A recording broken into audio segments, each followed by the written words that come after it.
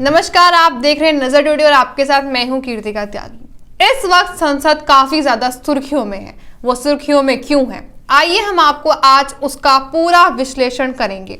वो क्यों सुर्खियों में बना हुआ है, हमारी टीम नजर टुडे ने उस पे एक रिसर्च करी है, उससे आज हम आपको समझाने की कोशिश करेंगे। नई संसद की लोकसभा में 888 सांसद बैठ सकेंगे। जी हाँ, 888 सांसद अब बैठ सकेंगे। इस बात ने दक्षिण के राज्यों को चिंता में डाल दिया है। इन राज्यों को डर है कि 40 साल से रुका हुआ परिसमन जनसंख्या को आधार मानकर हुआ तो लोकसभा में हिंदी भाषी राज्यों के मुकाबले उनकी सीटें करीब आधी हो जाएंगी। इस बात में कितनी सच्चाई है, कितनी नहीं, इस बात की जो हमारा चैनल है नजर टुडे उसने कैलकुलेशन की तो काफी ज्यादा चौंकाने वाले नतीजे हमारे सामने आए हैं। परिसीमन के बाद दक्षिण के राज्यों से दोगुनी होंगी हिंदी भाषी राज्यों की सीटें। आपको बता दें, दक्षिण भारत में कौन कौन से राज्य हैं? आंध्र प्रदेश, कर्नाटक, केरल, तमिलनाडु, तेलंगाना। साथ ही हम आपको बता दें कि इनमें मौजूदा लोकसभा सीटें कितनी हैं।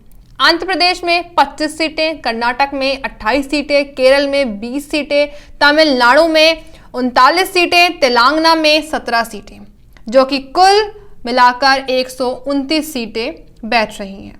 अब हम आपको बता दें कि इसके बाद अनुमानित जो लोकसभा की सीटें बताई जा रही हैं, जो बढ़कर कितनी होने वाली हैं, उनकी भी चर्चा कर लेते हैं। आंध्र प्रदेश में जो लोकसभा की सीटें हैं मौजूदा वो 25 हैं, जो कि बढ़कर 37 हो जाएंगी।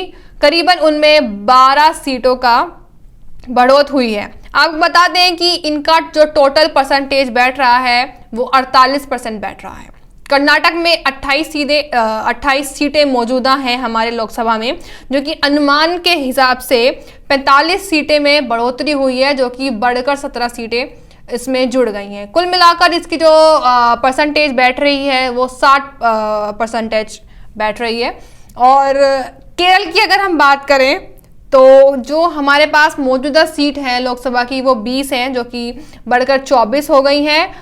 और 24 होने का हमारे पास अनुमान है, जिसमें कि 4 सीटें बढ़ी हैं, तो कुल मिलाकर इसका 20% बढ़ा है। तमिलनाडु में जो सीटें हैं हमारे पास मौजूदा लोकसभा में वो जो बताई गई थी 39 सीटें बताई गई थी, जो कि अनुमान के बाद 53 हो जाएंगी, जिसमें 14 सीट का बढ़ोत हुआ है, जो कि बढ़कर 36% बैठा है।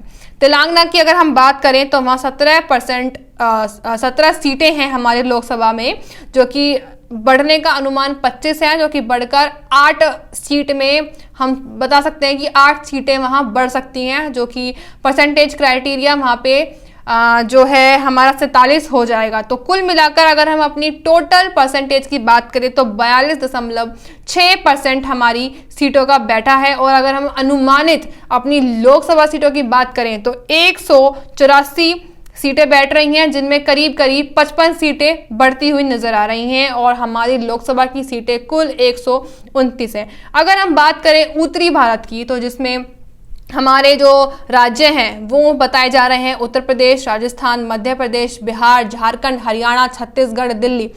ये जो हमारे उत्तरी भारत के राज्य हैं जिनमें लोकसभा मौजूदा सीटें बताई गई हैं, उत्तर प्रदेश में 80 सीटें, राजस्थान में 25 सीटें, मध्य प्रदेश में 29 सीटें, बिहार में 40, झारखंड में 14 और हरियाणा में 10, छत्तीसगढ़ में 11 सीटें, दिल्ली में 7 सीटें बताई जा रही हैं, जिनका कुल मिलाकर जो टोटल सीटें बैठी हैं वो 216 सीटें बैठी हैं। और परिसीमन के बाद अनुमानित लोकसभा जो सीटें हमारे में अनुमान के बाद बताई जा रही हैं, उत्तर प्रदेश की जो सीटें हैं वो 147 सीटें बताई जा रही हैं, जिनमें करीब अगर हम बात करें तो 67 सीट की बढ़ोत देखी जा रही है, जिसकी परसेंटेज जो है 84% बैठ रहा है। राजस्थान में 25 मौजूदा लोकसभा सीटें हैं, परिसीमन अनुमानित के हिसाब से 50 सीटें बढ़ी हैं, जिनमें करीब 25 सीटों की बढ़ोत हुई है, जो कि परसेंटेज हमारा 100% बैठ रहा है। मध्य प्रदेश की अगर हम वहीं बात करें तो 29 मौजूदा लोकसभा सीटें उसमें हैं, जिसमें कि 53 सीटें बढ़ी हैं और करीब 24 सीटों में बढ़ोत देखी गई है, जिसका कुल मिला के प्रतिशत जो है हमारा 83% बैठ रहा है। अगर हम बात करें वहीं बिहार की, तो जिसकी मौजूदा सीट 40 हैं, जहां पर बढ़कर 76 हमारी सीटें पहुंची हैं और जिसमें करीब करीब देखा जा रहा है 36 सीटों की बढ़ोत देखी जा रही है, जिसका 90% हमारा बढ़ा है। अगर हम बात करें वहीं तो मौजूदा लोकसभा की सीटें झारखंड में 14 सीटें हैं, जो कि अनुमान के बाद 24 सीटें बढ़ी हैं, जिसमें हम 10 सीटों की बढ़ोत देख सकते हैं, जिसका प्रतिशत 71% वो बैठा है। अगर हरियाणा की बात करें तो 10 हमारी लोकसभा की सीटें मौजूद हैं अनुमान के बाद, जो 18 सीटों में वहाँ बढ़ोत देखी गई है और 8 सीट वहाँ पे बढ़ी हैं, जिसका कैलकुलेशन 80% बैठा है। अगर हम बात करें छत्तीसगढ़ की तो छत्तीसगढ़ में इस समय मौजूदा लोकसभा सीटें 11 हैं, जो कि अनुमान के बाद 18 सीटें बताई जा रही हैं, जिनमें 7 सीटों की बढ़ोत देखी गई है।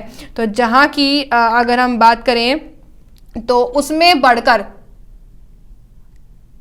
64 सीटों की 64% हमारा क्राइटेरिया बैठ रहा है। और अगर हम वहीं बात करें दिल्ली में मौजूदा लोकसभा सीटों की तो 7 हमारे पास मौजूदा सीटें हैं, जो कि बढ़कर 12 हो गई हैं, जिनमें 5 सीटों की बढ़ोत देखी गई है, जिसमें हमारा 42% दिखाया गया है। अगर हम पूरे ओवरऑल बात करें अपनी परसेंटेज की तो 84.2 हमारा परसेंटेज दिखाया गया है, जिसमें अनुमानित लोकसभा सीटें हैं वो 398 सीटें दिखाई गई हैं, जिसमें करीब करीब 182 सीटें जुड़ी हैं। और अगर हम अपनी कुल लोकसभा मौजूदा सीटें की बात करें तो उसमें हमारी 216 सीटें हैं।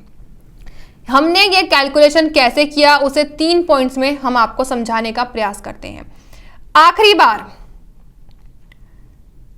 1976 में 1971 की जनगणना के आधार मानकर परिसीमन किया गया था। उस वक्त देश की आबादी करीब करीब 74 करोड़ की थी और हर 10 लाख आबादी पर एक लोकसभा सीट का फॉर्मूला अपनाया गया था। इस तरह कैलकुलेट जो हमने किया है वो कुल 543 सीटों को हमने तय किया था। अगर हम बात करें 2011 में देश की आबादी करीब 121 करोड़ की थी। उसके बाद जनगणना नहीं हुई थी। अगर उसी जनगणना के आधार मानकर 2026 में परिसीमन किया जाता है और प्रति 10 लाख आबादी पर एक सीट का फॉर्मूला अपनाया जाता है तो देश भर में कुल 1210 सीटें होंगी। चूंकि नए संसद की लोकसभा में अधिकतम 888 सांसद ही बैठ सकेंगे, अगर इससे परिसीमन का आधार मानकर 1210 सीटों के साथ एडजस्ट करें तो यूपी के 174 और कर्नाटक के 45 सीटें मिलेंगी। बाकी राज्यों में भी यही फॉर्मूला लगेगा। आप इन्हीं तरह की खबरों के लिए देखते रहिए नजर टुडे और जुड़े रहिए हमारे चैनल से। धन्यवाद।